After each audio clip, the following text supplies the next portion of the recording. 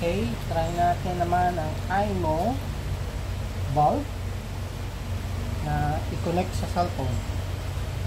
Okay, click natin ang IMO light, and then plus QR code, then scan natin ang QR code niya at the back.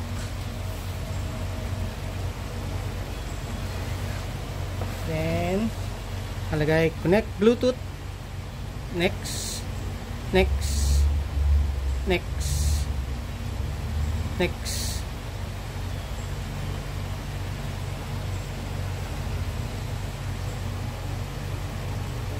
Ayan, magsa-search na siya.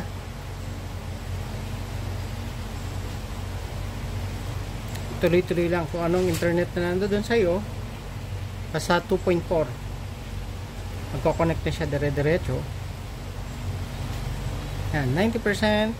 Then pili ka lang kung anong area. Done. Then later. And later. And ayan na siya. Running na.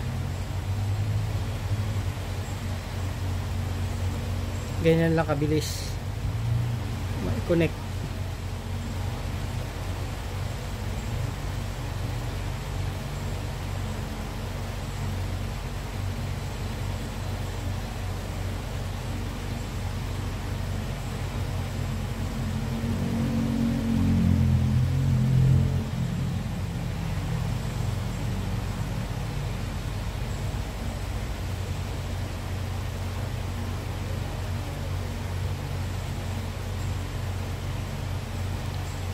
Ganyang kabilis lang siya i-connect. Bukod doon, may microphone din siya.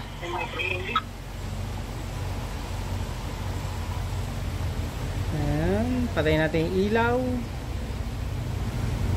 Meron din yan siren.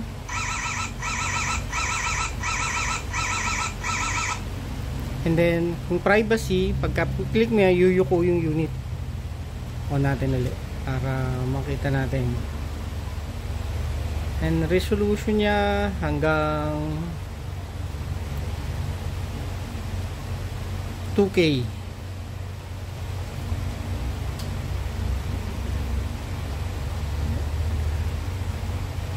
Yan ang okay dyan sa unit na yan. Okay, thank you.